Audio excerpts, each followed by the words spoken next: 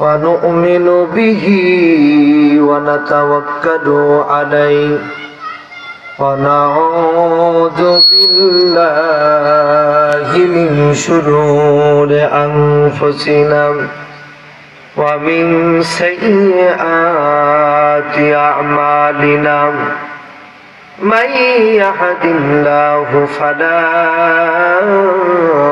مضل له ومن يضلله فلا هادي له ونشهد أن لا إله إلا الله وحده لا شريك له ونشهد أن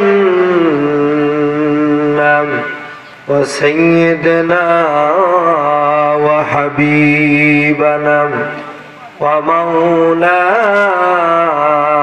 محمدا عبده ورسوله الذي أرسله بالحق بشيرا ونذيرا وداعيا إلى الله بإذنه وسراجا منيرا فقد قال الله تعالى في كلامه المجيد والفرقانه الحميد সকলেই পড়ি আউযু বিল্লাহি মিনাশ শাইতানির রাজীম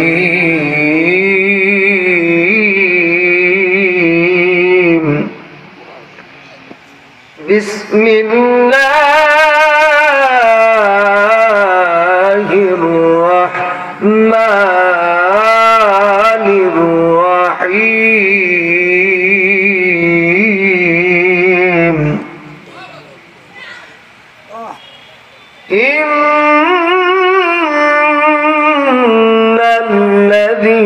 ইন্নাল্লাযীনা আমানু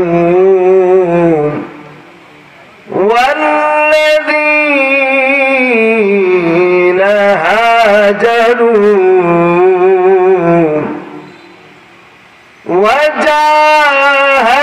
وجاهدوا في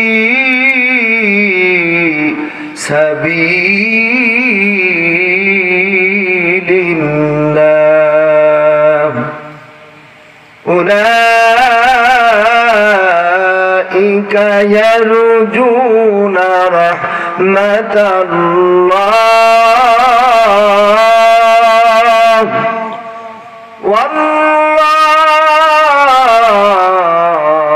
والله غفور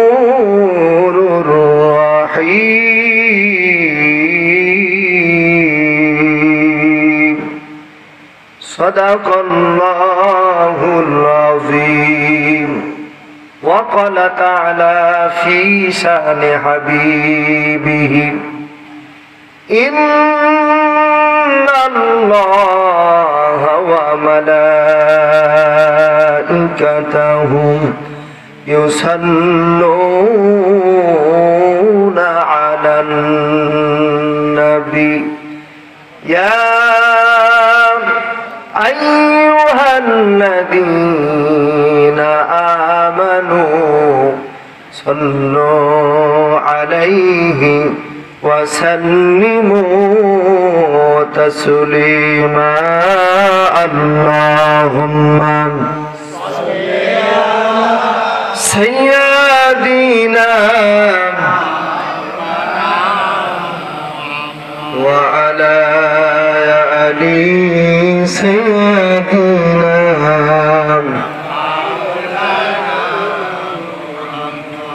হারিয়ে যাব একদিন আমি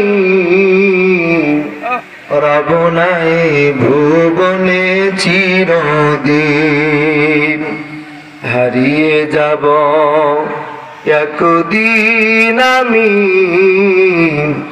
রব নাই ভুবনে চিরদিন। কি বলেন, ঠিক কিনা বলেন? ক্ষমা করে দিও তোমরা আমায়, ক্ষমা করে দিও তোমরা আমায়, ভুল করে থাকি যদি কোনো দিন। হারিয়ে যাব একদিন আমি, রব নাই ভুবনে চিরদিন। বাসবাগানে বা গণস্থানে হয়তো বা দেবে মোরে খবর, তোমরা আমায় যাবে ভুলে, রাখবে না জানি কোনো খবর। বাসবাগানে বা গণস্থানে হয়তো বা দেবে মোরে খবর, তোমরা আমায় যাবে ভুলে, রাখবে না জানি কোনো খবর। বালাগাল উলা বিকামালিহি কাশাফাত দুজা, হাসুনাত জামিউ খিসালিহি সাল্লু। আরবের বুকে মক্কার উপর যেথায় মা আমিনার ঘর, খোদার করুণা কৌসর হয়ে ঝরছে বারংবার। বালাগাল উলা বিকামালিহি কাশাফাত দুজা, হাসুনাত জামিউ খিসালিহি সাল্লু। আলহামদুলিল্লাহ, আলহামদুলিল্লাহ ওয়া কাফা ওয়া সালামু আলা ইবাদিল্লাহিল মুস্তাফা। মা বাদ। মুআজ্জাজ মুহতারাম, বাংলাদেশের ঐতিহ্যবাহী জেলা দ্বীপ জেলা ভোলা এর অন্তর্গত সুনামধন্য একটি উপজেলা, যেটি বাংলাদেশের অনেক জেলাকেও হার মানিয়ে দেয়। চরফেশন, কি বলেন, ঠিক কিনা বলেন? মানে আমরা তো তাই মনে করি যে বাংলাদেশের অনেক জেলাকেও হার মানিয়ে দেয় এই চরফেশন উপজেলা।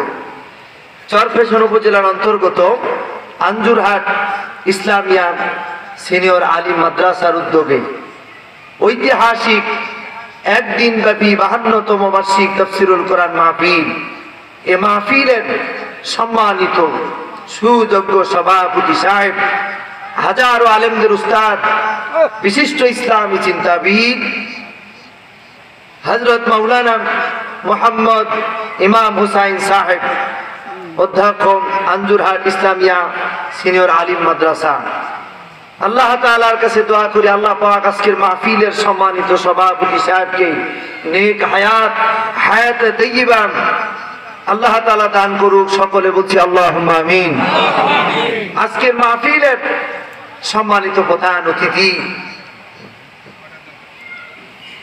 আজকে দিয়ে 5 দিন তিনার সাথে আমার দেখা, আলহামদুলিল্লাহ। সারা বাংলাদেশের একজন স্বনামধন্য ব্যক্তিত্ব, বিশিষ্ট ইসলামী চিন্তাবিদ আলহাজ হযরত মাওলানা মুহিবুল্লাহ সাহেব, পীর সাহেব, পাঠামারা দরবার শরীফ, বুরহানুদ্দিন ভোলা। আল্লাহ তাআলা আজকে মাহফিলটাকে সম্মানিত পীর সাহেবকে ওসিলা করে আল্লাহ পাক যেন কবুল আর মঞ্জুর করেন, বলেন আমিন। আপনাদেরকে আলোচনা শুনিয়ে ধন্য করেছেন বিশিষ্ট ইসলামী চিন্তাবিদ, অত্র মাদ্রাসার সম্মানিত প্রভাষক, আপনাদের একান্ত প্রিয় মানুষ, আমার বন্ধুবর হযরত মাওলানা মুহাম্মদ মিজানুর রহমান ফারুকী সাহেব। আল্লাহ তাআলা তিনাকেও দ্বীনের দায়ী হিসাবে সারা পৃথিবীর জন্য কবুল আর মঞ্জুর করুক, বলেন আমিন।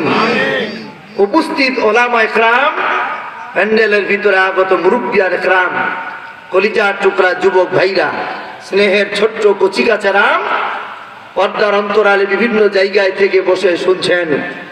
খাদিজা, আয়েশা, সুমার উত্তরসূরি মা ও বোনেরা, সকলে আমরা একযোগে যে আল্লাহ পাক দুনিয়ার সমস্ত ব্যস্ততা থেকে ফারেক করে, আরামের ঘুমকে হারাম করে যে আল্লাহ পাক আমাদেরকে কোরআন শোনার মতো পরিবেশ করে দিয়েছেন, এইরকম একটি মাহফিল এই জায়গায় শুনলাম অনেকদিন পরে মাহফিল হচ্ছে। কি বলেন, ঠিক কিনা বলেন? এইরকম একটি মাহফিল বাস্তবায়ন করার জন্য কি বলবো, গত 16টি বছর আমরা খেয়াল করে দেখেছি, এলাকার পাতি নেতা থেকে শুরু করে একেবারে ডিসি অফিস পর্যন্ত ঘুরতে ঘুরতে স্যান্ডেলের জুতার তলা ক্ষয় হয়ে গেছে, এরপরেও মাহফিলের পারমিশন দেয় নাই। কথা বলতে হবে, ঠিক কিনা বলেন? তো যে আল্লাহ পাক আজকে কোরআন শোনার মধ্যে পরিবেশ করে দিয়েছেন, সে আল্লাহ তাআলার দরবারে কৃপণতা না করে জবান ছেড়ে সকলে একযোগে পড়ছি আলহামদুলিল্লাহ। সম্মানিত ভাইরা আমার, চিকিৎসা বিজ্ঞানী রুশদি, মিশর একজন চিকিৎসা বিজ্ঞানী, তিনি বলছেন বান্দা যখন আল্লাহ তাআলার শুকরিয়া, আল্লাহর নাম, বান্দা যখন তার হার্ট, তার হৃৎপিণ্ডকে কাঁপিয়ে নেয়, আল্লাহ পাক তার শরীর থেকে 40টা রোগকে সরায় দেয়। এজন্য জবান ছেড়ে দিয়েন, আরো একবার বলুন তো দেখি আলহামদুলিল্লাহ। লক্ষ কোটি দরুদ ও সালাম সাইয়্যিদুল মুরসালিন আশরাফুল আম্বিয়া তাজেদারে মদিনা হাবিবে কিবরিয়া যে নবীজির চেহারার দিকে তাকালে ক্ষুধার্ত মানুষের ক্ষুধা নিবারণ হয়ে যেত। কথা বলেন, ঠিক কিনা বলেন? আবার আমার আপনার নবী আখিরি জামানার পয়গম্বর মুহাম্মদ রাসূলুল্লাহ সাল্লাল্লাহু আলাইহি সাল্লাম যখন তায়েফের মানুষগুলিকে দাওয়াত দিতে গেছে, আমার রাসূলের এই সুন্দর চেহারায় তায়েফের মানুষগুলি পাথর নিক্ষেপ করেছে। সম্মানিত ভাইরা আমার, হযরতে আয়েশা সিদ্দিকা রাদিয়াল্লাহু তাআলা আনহা আল্লাহ রাসূলকে একদিন গোসল করাচ্ছেন। গোসলের সময় হযরতে আয়েশা আল্লাহ রাসূলের শরীরের ভিতরে লক্ষ্য করে দেখতেছেন, শরীরের ভিতরে ক্ষত বিক্ষত ছোট্ট ছোট্ট কালো কালো দাগ। হযরতে আয়েশা আল্লাহ রাসূলের এই দাগগুলি দেখে আমার নবীজিকে জিজ্ঞাসা করে, ইয়া রাসূলুল্লাহ, আপনার শরীরের ভিতরে কি ছোট কালে বসন্ত হয়েছিল, এমন কোন রোগ হয়েছিল যে আপনার শরীরের ভিতরে এই ছোট্ট ছোট্ট কালো দাগ দেখা যায়? আল্লাহ রাসূল কথা বন্ধ হয়ে গেল। একটু পরে হযরতে আয়েশা খেয়াল করলেন নবীজির চোখের কোণা দিয়ে পানি গড়ায় পড়তেছে। আমার ভাইরা, হযরতে আয়েশা বলছে, ইয়া রাসূলুল্লাহ, আমি কি আপনাকে এমন কোন কথা বলেছি যেই কথার কারণে আপনি কষ্ট পেয়েছেন? আয়েশা রাসূলকে কথা জিজ্ঞাসা করতেছে। আমার ভাইরা, নবীজি আবার বলেন, আয়েশা রে শোনো, তুমি আমাকে এমন কোন কথা হয়তো কষ্ট দেওয়ার জন্য বলো নাই রে আয়েশা। রে আয়েশা, কিন্তু তুমি যখন আমার এই শরীরের কালো দাগগুলির কথা জিজ্ঞাসা করলেন, এই দাগগুলির কথা যখন তুমি জিজ্ঞাসা করলে রে আয়েশা, আমার ওই তায়েফের মানুষগুলিকে যখন ডাক দিতে গেলাম, লা ইলাহা ইল্লাল্লাহ, আল্লাহ তাআলার একত্ববাদের দাওয়াত যখন দিতে গেলাম, তায়েফের মানুষগুলি আমাকে এত পরিমাণ পাথর মেরেছে, পাথর মারতে মারতে আমার শরীরটাকে বড় ক্ষত বিক্ষত করেছে। আয়েশা, তোমার এই কথার কারণে ওই তায়েফের মানুষের অত্যাচারের কথা মনে হয়ে যায়, এই জন্য আমার চোখে পানি এসে যায়। কি নবী! এই জন্য এই নবীর প্রতি আমাদের সকলের দরদ ভরা সালাম সকলেই পড়ছি সাল্লাল্লাহু আলাইহি সাল্লাম। সম্মানিত ভাইরা আমার, আজকের মাহফিলে আমি যতটুকু খেয়াল করে দেখলাম, অনেক আলেম ওলামা, আলহামদুলিল্লাহ বলেন, অনেক আলেম ওলামা এই প্যান্ডেলের ভিতরে বসে আছেন এবং বিভিন্ন জায়গায় আছেন। যেহেতু মাদ্রাসার মাহফিল, এই মাদ্রাসার অনেক ছাত্র, আমি শুনলাম আমার এই যে মিজান ভাই এই মাদ্রাসার ছাত্র, আবার এই মাদ্রাসায় তিনি এখন প্রভাষক। আলহামদুলিল্লাহ, আমি অবাক হলাম যে এই মাদ্রাসার সম্মানিত প্রিন্সিপাল হুজুর, তিনিও নাকি এই মাদ্রাসার ছাত্র, আবার এই মাদ্রাসায় তিনি অভিভাবক হিসাবে দায়িত্ব পালন করতেছেন। আমার মিজান ভাইয়ের বাবা বসে আছেন, যদিও প্যান্ডেলের ভিতরে, তিনিও হাজার উস্তাদের আলেম। আল্লাহ পাক তাকে কবুল করুন, বলেন আমিন। সম্মানিত ভাইরা আমার, যেই মজলিসে আলেমের সংখ্যা বেশি হয়ে যায় ওই মজলিসের বরকত বাড়ায় দেন আল্লাহ পাক। সুবহানাল্লাহ বলেন। এত আলেম, আমি ছোট মানুষ, আসলে এই মাহফিলে কথা বলার মতো যোগ্যতা আমার নেই। আমার তাফসীর করার মতো, আলোচনা করার মতো যোগ্যতা আমি নগণ্য গোলাম রাখিলাম। এখানে অনেক আলেম ওলামা আছেন যাদের ছাত্র হতে পারলে আমার জীবনটা বড় ধন্য হয়ে যেত। আলহামদুলিল্লাহ, আমি এটা বুঝি, যেই মজলিসে আলেমের সংখ্যা বেশি হয়ে যায় ওই মজলিসের বরকতকে বাড়ায় দেন আমার আল্লাহ পাক। এজন্য নবীজি তিনটা ইঙ্গিত করে তিনটা কথা বলেছেন, তিনটা জিনিসের দিকে তাকালে গোনা ঝরবে। বলেন তো কয়টা? আমার সাথে কথা বলতে হবে, কয়টা? তিনটা। তিনটা জিনিসের দিকে তাকালে গোনা ঝরে। সম্মানিত ভাইরা আমার, এক নম্বর হলো কোন মানুষ যদি ওই কাবার দিকে তাকায়, কাবার দিকে কোন মানুষ যখন তাকায়, বলে কাবার দিকে তাকানোর কারণে আল্লাহ পাক বান্দা বান্দির গুনাহ ঝরায় দেয়। সুবহানাল্লাহ বলে। আমার মন কান্দে যাইতে মদিনায়, কি মনে চায় না? মন কান্দে যাইতে মদিনায়, গরিব আমি থাকি বাংলায়, কেমনে যাব মদিনায়। আমার মন কান্দে যাইতে মদিনায়। আল্লাহ যেন কবুল করেন, বলেন আমিন। সম্মানিত ভাইরা আমার, এক নম্বর হলো কাবার দিকে তাকালে কোন ঝরে।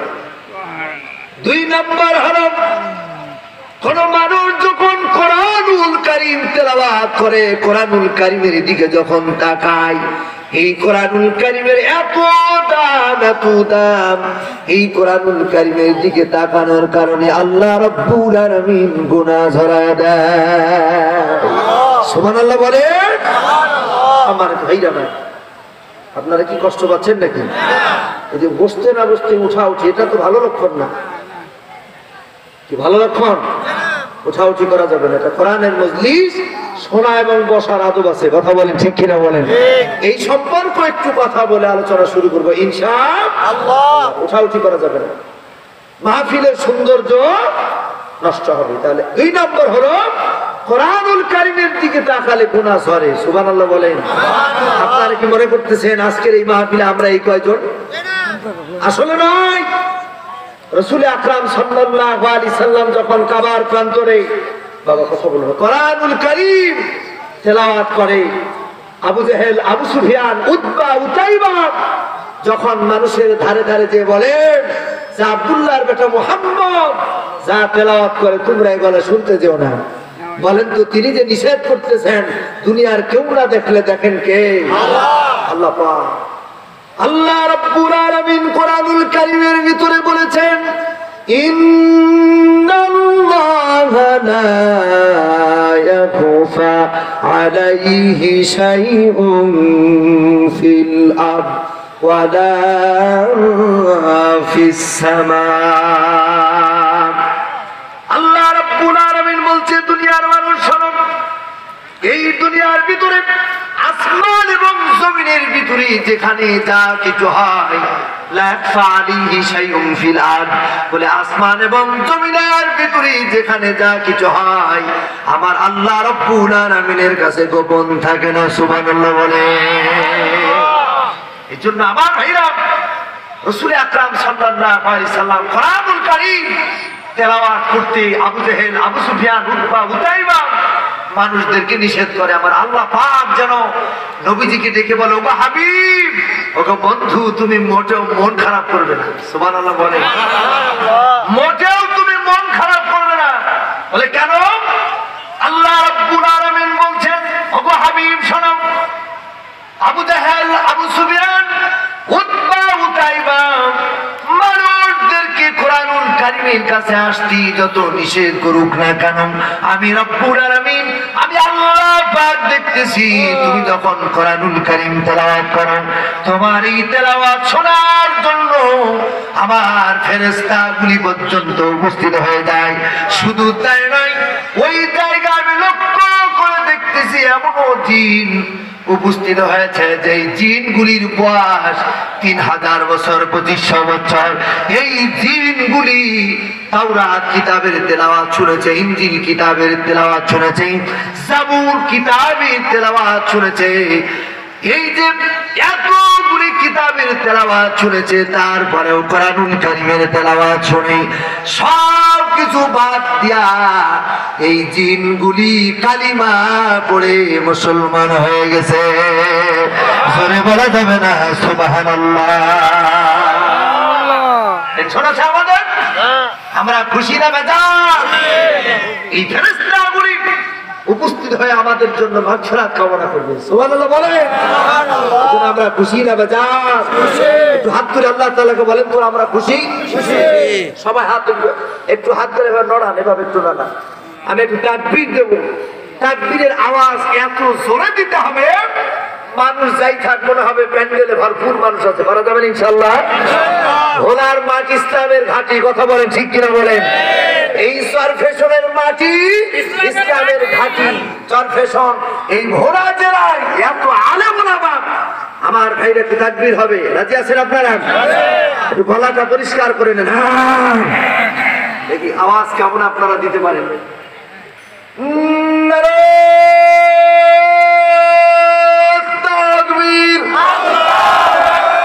আরেকটু করবে লিল্লাহে তাকবীর। আল কোরআনের আলম, কোরআন আছে যেখানে আমরা আছি সেখানে, কোরআন নাই যেখানে আমরা নাই সেখানে।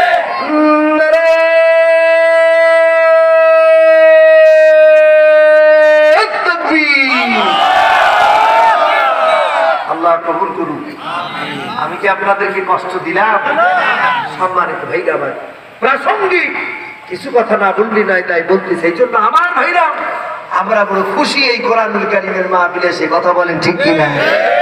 তাহলে 3 নম্বর হলো হক্কানি আলেমদের চেহারার দিকে তাকালে আল্লাহ পাক গোনা ছড়ায় দেয়। আজকে এখানে অনেক আলেম পেয়েছেন আলহামদুলিল্লাহ।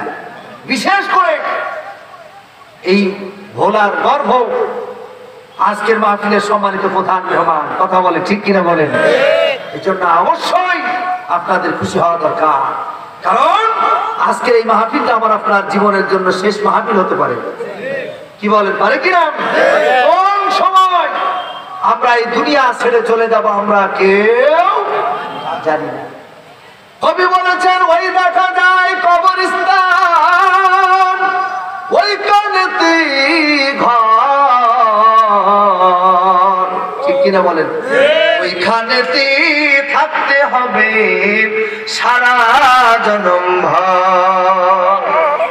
ও কবর তুই চাস কি টাকা পয়সা চাস কি? কবর কি টাকা পয়সা চাই? কবর বলে টাকা পয়সা চাই না, ঘুষ আমি খাই না। কবর বলে ঘুষ আমি খাই না, মুমিন বান্দা পাই না। কয়েকটা যদি পাই অমনি ধরে জান্নাতে পাঠায়। সম্মানিত ভাইরা, এই জন্য কবরে একদিন আমাদেরকে চলে যেতে হবে। সম্মানিত ভাইরা, আজকের একটা আমল কিয়ামতের ময়দানে আমাদের জন্য নাজাতের কারণ হতে পারে, পারে কি পারে না? সম্মানিত ভাইরা, এই জন্য আমি আলোচনায় ফিরবো। তার আগে আরেকটি কথা বলবো। আলোচনা শোনার জন্য একটি আদব, সেটা হলো উঠা বসা করা যাবে না। আমার নবীজি আজ থেকে 1450 বছর আগে আলোচনা কিভাবে শুনতে হবে আমার রাসূল শিখাইছেন। সুবহানাল্লাহ বলেন। এই জন্য আমাদের আদর্শ কে? আল্লাহ, আল্লাহ রাসূল। আল্লাহ পাক কোরআনুল কারীমের ভিতরে বলছে তোমরা আদর্শ অনুসরণ করবে রাসূলের। সুবহানাল্লাহ। আল্লাহ রাব্বুল আলামিন কোরআনুল কারীমের ভিতরে বলেছেন ফাত্তাবিউনি ইউহিব্বুকুমুল্লাহ ওয়া ইয়াগফির লাকুম যুনুবাকুম ওয়াল্লাহু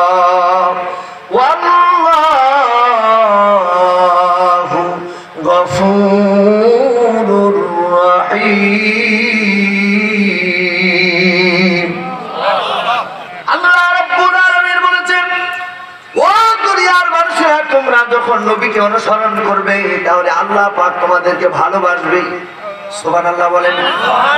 আল্লাহ রাব্বুল আলামিন শুধু ভালোবেসেই ছেড়ে দিবে না, আল্লাহ পাক বলছে আমি আল্লাহ পাক তোমাদের জীবনের গুনাহগুলিকে মাফ করে দেব। আমার ভাইরা, এই জন্য দুনিয়ার সব জায়গায় অনুসরণ হবে কার? আমার ভাইরা, এই জন্য রসুলের অনুসরণ। ইসলাম এত সুন্দর, এত সুন্দর, কোরআনুল কারীমের আলোচনায় বসলে কথাগুলি চারিদিক থেকে এসে আসে, বলতে হয় আমার ভাইরা ইসলাম এত সুন্দর, এত সুন্দর ইসলাম, আপনি বড় অবাক হয়ে যাবেন। আমার ভাইরা, এই যে মসজিদ, মসজিদের সামনে আপনি যখন দাঁড়িয়ে যাবেন, আমি বোঝানোর জন্য কথাটা বলছি, ইসলাম কত সুন্দর।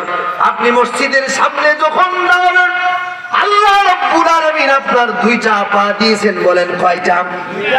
দুইটা পা দিয়েছেন। আপনি যদি ইসলামকে প্রশ্ন করেন, আর ইসলাম বলো তো দেখি, আমি আমাকে যে দুইটা পা দিলে আমি কোন পা দিয়া ওই মসজিদের ভিতরে ঢুকে যাব? বলেন তো ইসলাম বলে দিয়েছে কি তাই না? ইসলাম বলছে তুমি মসজিদের ভিতরে ঢুকবা, ডান পা দিয়া ঢুকবা। সুবহানাল্লাহ বলেন। আবার আপনি টয়লেটের সামনে যাবেন, আমার ভাইরা আপনি প্রশ্ন করলে ভাই চা লাগবে না, আমি আলোচনার সময় চা চা দিয়ে কষ্ট দিবেন, কষ্ট হচ্ছে আপনাদের? আমি আলোচনার সময় চা খাই, এটা আমার ছিল চাইতো। বাট আমার এক উস্তাদ বলছিল, আসলাম সাহেব সমস্যা নাই, চা খাইলে আসলে শ্রোতাদের মধ্যেও কিছু মানুষের অভ্যাস থাকতে পারে চায়ের, কথা বলে ঠিক কিনা বলে, যে যে জিনিস খায় এই জিনিস দেখলে একটু লোভ লাগে বা এইটা খাওয়ার নেশা ওঠে। অনেকে চিন্তা করে হুজুর তো একটা মানে চা তো খাইলো, আমরাও চা একটু বাইরে চা খেয়েই আসি, ঠিক কিনা বলেন? এই জন্য শুকরিয়া, আমার কোনো চা দিবেন না ইনশাল্লাহ, আপনাদের দোয়া থাকলেই। আসলে আমার কথা বলার কোনো ক্ষমতা নাই, সব ক্ষমতা কার? আল্লাহ। আল্লাহ পাকের এই মুহূর্তে আমার জবানটাকে কেড়ে নিতে পারে আল্লাহ পাক। আমি আমার ইচ্ছা এখানে আসি নাই, আল্লাহর ইচ্ছা এসেছি, কথা বলেন ঠিক কিনা? কোথায় কুষ্টিয়া আর কোথায় আমি মাঝে মধ্যে ভাবলে আমার চিন্তা হয়, বললে আমার লাশটা পৌঁছাবে কিনা সন্দেহ, কথা বলেন ঠিক কিনা বলেন? এখানে যে আমি এসেছি হয়তো কিছু মানুষের ওসিলা, কিন্তু এনেছেন কে? আল্লাহ পাক। আল্লাহর ইচ্ছা। এখানে আসার পরে কোন দোকানে একটু পানি খেয়েছে, একটু বিস্কিট খেয়েছে, এটা আল্লাহ পাক আমাকে সৃষ্টি করার 50,000 বছর আগে আল্লাহ পাক এটা লিখে রেখেছে, কথা বলে ঠিক কিনা? এই জন্য আমার যেটা, এমনকি আমি এখনো খাওয়া দাওয়া করি নাই, আমার রিজিকে খাওয়া দাওয়া আছে কিনা আমি সেটাও জানি না, কিন্তু যেই ভাতের মধ্যে আমি আসলামের নাম লেখা আছে, এই ভোলার একটা মানুষের ক্ষমতা নাই ওই ভাত খাওয়ার, সেটা আমি খেয়ে যাবো ইনশাআল্লাহ, কথা বলে ঠিক কিনা বলে? এটা বিশ্বাস আপনাদের? নামই তো ঈমান। তিনটা জিনিস মানুষকে টেনে নিয়ে যায়। কয়টা? তিনটা। এক নম্বর হলো রিজিক। কি? রিজিক মানুষকে টেনে নিয়ে যায়। দুই নম্বর হলো মৃত্যু, যার যেখানে মরণ আছে ওই জায়গায় চলে যাবে।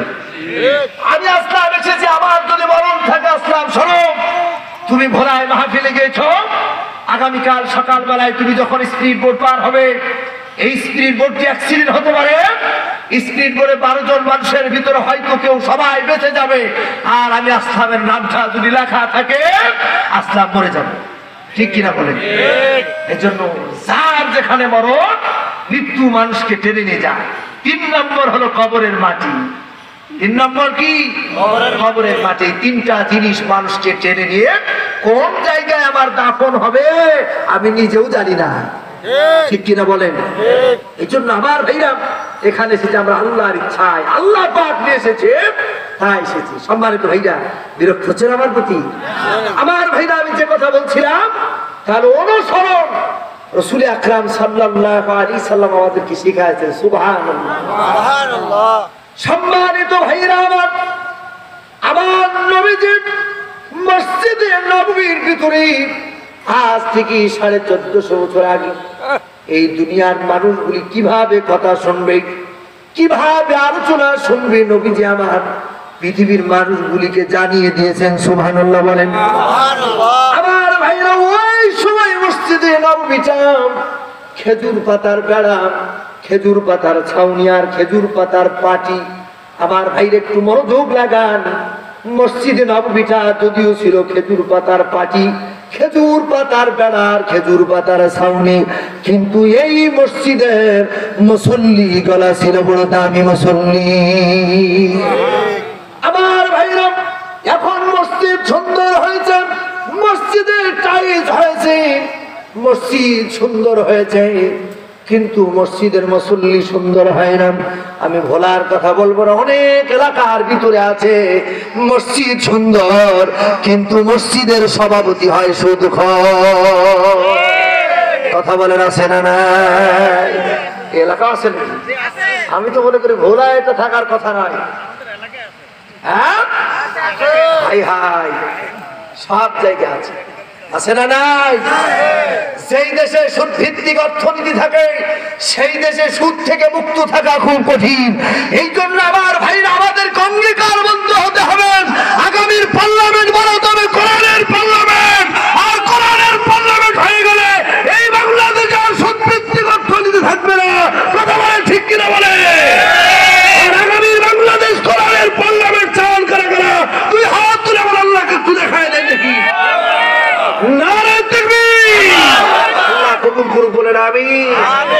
কোরআনের সাথে আমাদের শত্রুতা আছে নাকি?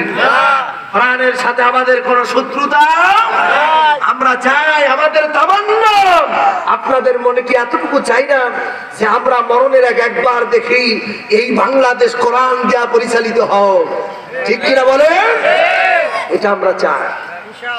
এই জন্য ভাইরা আমার, এই তামান্না, এই অঙ্গীকার, এই অঙ্গীকার আমাদেরকে করতে হবে। এই জন্য আমাদের মুখে স্লোগান তুলতে হবে, কোরআন আছে যেখানে আমরা থাকবো সেখানে, কোরআন নাই যেখানে আমরা নাই সেখানে। এমন কোন দল, এমন কোন নেতার পিছনে ছুটবেন না যেই নেতার পিছনে গেলে নারায়ে তাকবীর আল্লাহু আকবার বলা যায় না, যেই নেতার পিছনে গেলে বলা যায় না আমার নেতা, তোমার নেতা বিশ্বনবী মুস্তাফা। বলেন, এরকম দল আছে না? না আছে। এগুলার পিছনে ছুটে লাভ হবে না। কষ্ট হচ্ছে আপনাদের, বেজার হচ্ছেন আপনারা? সম্মানিত ভাইরা, আবার বেশি তাকবীর হুঙ্কার দিলে কিছু মানুষের আগ্রহ আছে না নাই? সেদিন এক মাহফিলে গেছি, কয় হুজুর আপনি ভারতের বিরুদ্ধে এত কথা বলেন, কিন্তু ভারত এত জনসংখ্যা, ভারত যদি প্রসাব করে দেয় তো বাংলাদেশ ডুবে যাবে। নাউজুবিল্লাহ। আমি বললাম, মিয়া তোমার ইমান তোমার কাছে, মুসলমান করো, মুসলমান কোনদিন হিন্দুত্ববাদী মুশরিকদের ভয় পাই না। কথা বলে ঠিক কিনা বলে?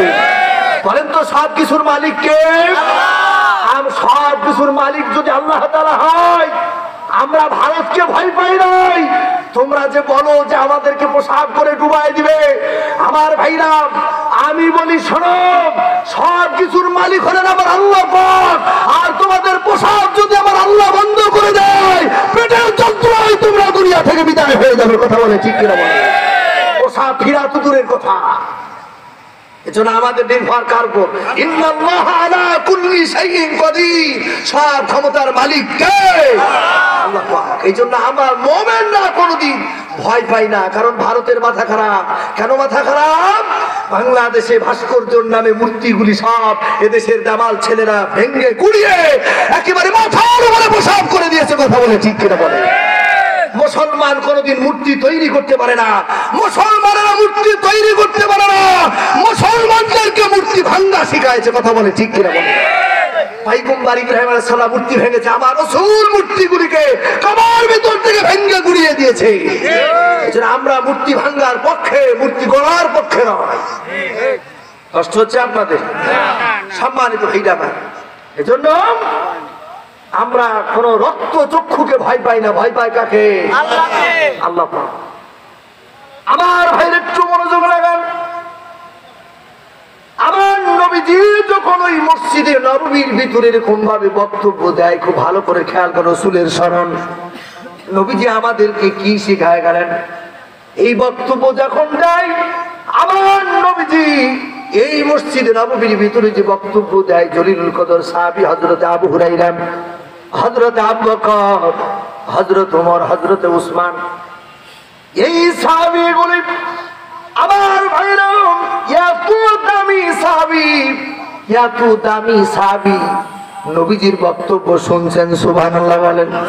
এত দামি সাহাবী, এত দামি সাহাবী আমার ভাইরা, হযরত আবু বকর, হযরত উমর, এত দামি সাহাবী আমার নবীজি। হযরতে আয়েশা সিদ্দিকা রাদিয়াল্লাহু তাআলা আনহাকে নিয়া তিনি একদিন এরকম ভাবে মরুভূমির প্রান্তরে এরকম ভাবে হাঁটতেছেন। হযরতে আয়েশা বলে, ইয়া রাসূলুল্লাহ, ইয়া হাবিবাল্লাহ, আকাশের ভিতরে যেই তারকাগুলি দেখা যায়, বলেন তো দেখি এই তারকাগুলি তো গুণে শেষ করা যায় না। ইয়া রাসূলুল্লাহ, বলেন তো দেখি এই তারকা পরিমাণ আমল কোন সাহাবীর আছে? আমার নবীজি লক্ষ্য করলেন হযরতে আয়েশার তামান্না, হযরতে আয়েশার চিন্তা হলো যে আমি নাম বলবো তার বাবার। কার নাম? বাবার নাম। কারণ স্ত্রীদের সামনে বাবার প্রশংসা করলে বউ খুব খুশি হয়, ঠিক কিনা বলেন? খুশি হয় না? খুশি হয়। আবার স্ত্রীর সামনে যদি আপনার ভাই, আপনার গোষ্ঠীর কার যদি সুনাম করেন, বাড়িতে যদি গল্প করেন, রাস্তার ভিতরে দেখা হয়েছিল আমার মামাতো ভাইয়ের সাথে চা খাওয়ালাম, হোটেলে খাওয়ালাম, স্ত্রী যদি খারাপ হয় দেখবেন ওর চেহারা হুতুম পেশার মতো হয়ে যায়। কথা কোন ঠিক কিনা? তো আর যদি ওর পক্ষের আত্মীয় হয়, আপনি যদি নেই খাওয়াইছি, আরে বাবারে সেই হাসি, সেই খুশি। কথা কোন ঠিক কিনা বলে? হযরতে আয়েশা একটু মনটা খারাপ, আমার নবীজি নাম বললেন হযরত উমরের। কার নাম বললেন? হযরত উমরের নাম বললেন। হযরতে আয়েশার মনটা একটু খারাপ। নবীজি বলেন, আয়েশা, আমি তোমার বাবার নাম বলি নাই, তোমার মনটা খারাপ। আয়েশা, তোমার বাবার কথা বলতেছ? তোমার বাবার কথা যদি বলি, তোমার বাবার আমল এমন আমল, যখন আমি হিজরতের 3 দিন কাটাচ্ছিলাম। কয়দিন? 3 দিন।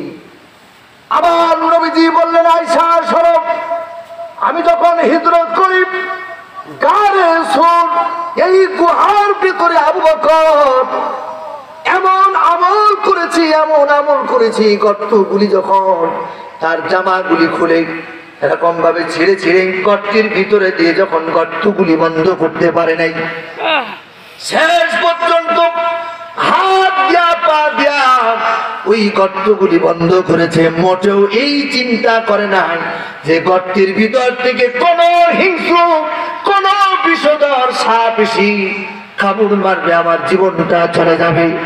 আমি নবীজির কোনো কিছু যাতে না হয়, আমি নবীজির কোনো ক্ষতি যেন না হয়। আবু বকর গর্তগুলির মুখের ভিতরে হাত দিয়া দেয়, রে আয়েশা, এর আয়েশা, ওই 3 দিনের আমল যদি আমার আবু বকরের এক পাল্লায় দিয়ে দিই, আর আমার উম্মতের আমলগুলিকে যদি এক পাল্লায় দিয়ে দিই, তো আমার আবু বকরের আমলটা বেশি হয়ে যাবে। সম্মানিত ভাইরা আমার, এই সকল সাহাবী বসে আমার নবীজি যখন বক্তব্য দিতেছে, একজন সাহাবী বক্তব্য চলাকালীন সময় আসমানের দিকে তাকায়। বলেন তো, বক্তা যখন বক্তব্য দেয়, শ্রোতা যদি অন্য দিকে তাকায়, তাহলে বক্তার বক্তব্য দেওয়ার মনোযোগ নষ্ট হয়ে যায়। আমার ভাইয়ের কান থেকে শিক্ষা নেবেন, জুমার নামাজে দেবেন। জুমার নামাজে যখন ইমাম সাহেব বক্তব্য দিবে মেম্বারে বসে, এই মেম্বারটা রাসূলের মেম্বার। সুবহানাল্লাহ বলেন। এই মেম্বারটা হলো রাসূলের মেম্বার। আমার নবীজি লক্ষ্য করলেন একদিন এক সাহাবী চোখের পানি ছেড়ে কাঁদতেছে। বলে, কান্দো কেন? ইয়া রাসূলুল্লাহ, আপনি বলেছেন নবীর চেহারার দিকে তাকালে গুনাহ ঝরে যায়। সুবহানাল্লাহ বলেন।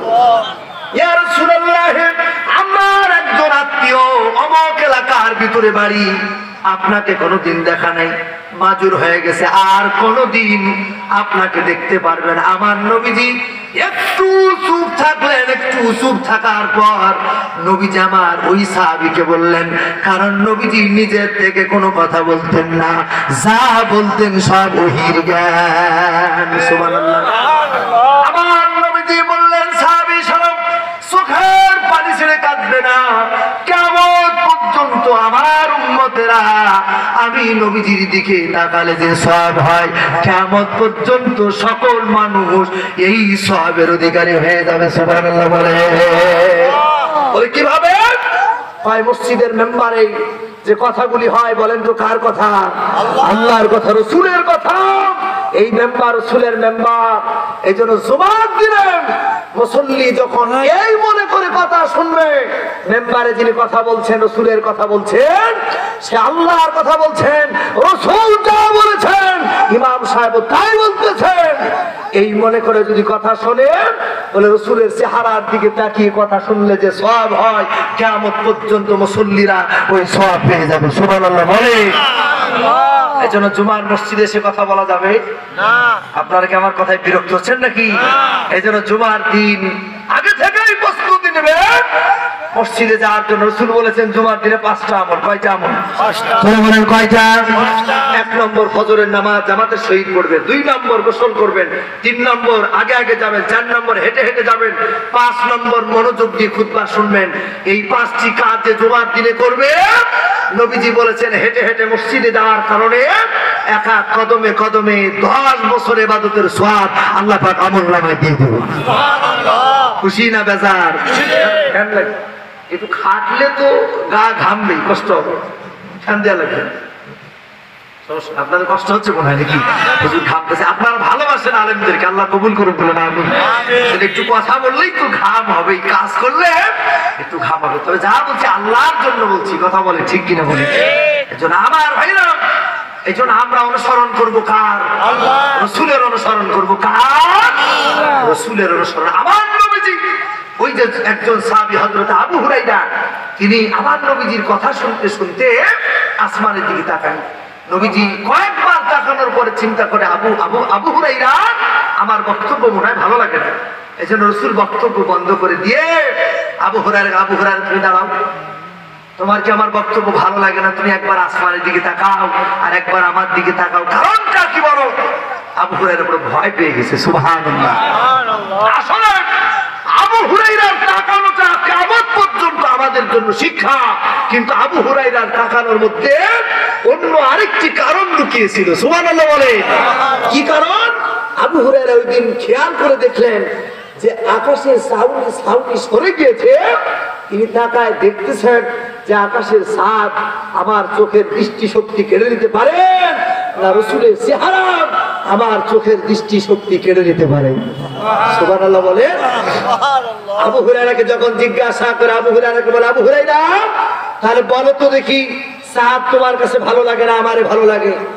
তখন আবু হুরায়রা বলে, ইয়া রাসূলুল্লাহ, ওই সত্তার কসম করে বলতেছি, যে সত্তার হাতে আমার জীবন, চাঁদের দিকে তাকালে কেন জানি মনে হয় যে কালো কালো দাগ দেখা যায়, কিন্তু আপনার চেহারার ভিতরে আল্লাহ পাক এত সৌন্দর্য দিয়েছেন, আপনার চেহারার দিকে তাকালে আমি আবু হুরায়রা পেটের মধ্যে খোদা থাকে না।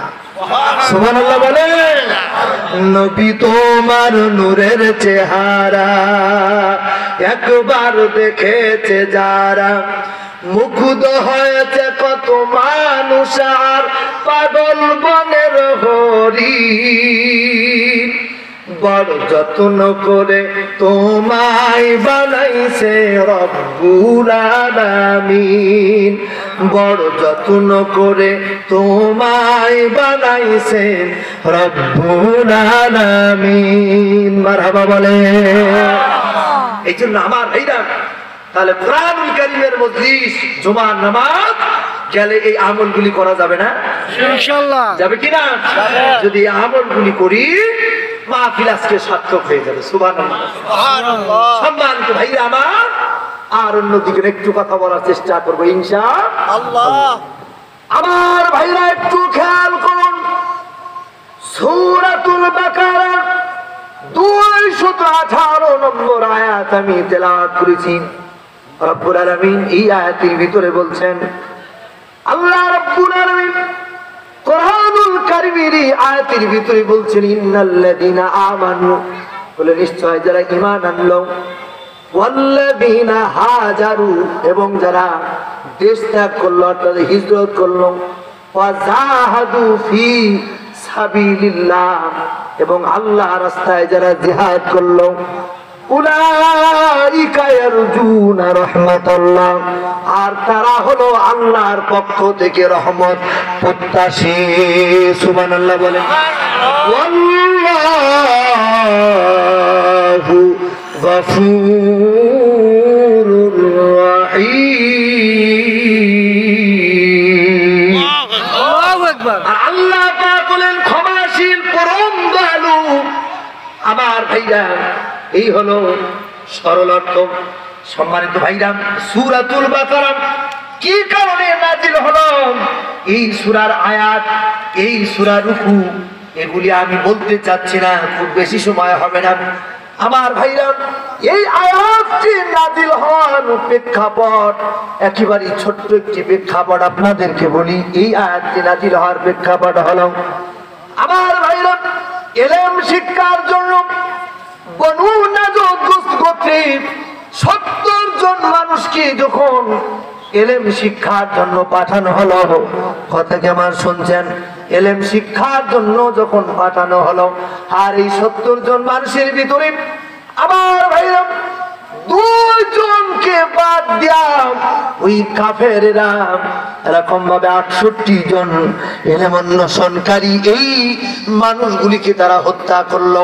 এই সম্পর্কে যখন আমার নবীজিকে যখন জিজ্ঞাসা করলো, আল্লাহ রাব্বুল আলামিন সূরাতুল বাকারার এই 218 নম্বর আয়াতটি আল্লাহ পাক নাজিল করে তাদেরকে জানায় দিলেন। সুবহানাল্লাহ বলে।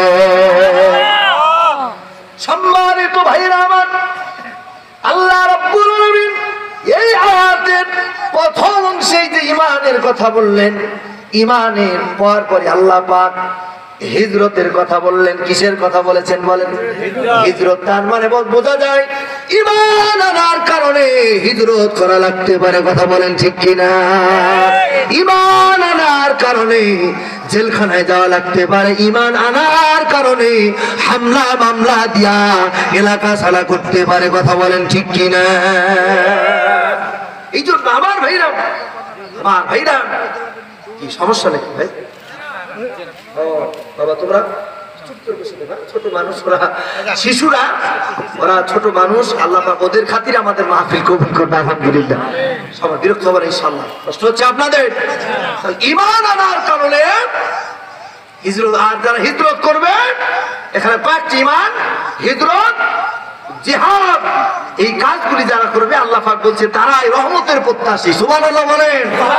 আর এই রহমতটা কি আপনাদের একটু বোঝানোর চেষ্টা করব।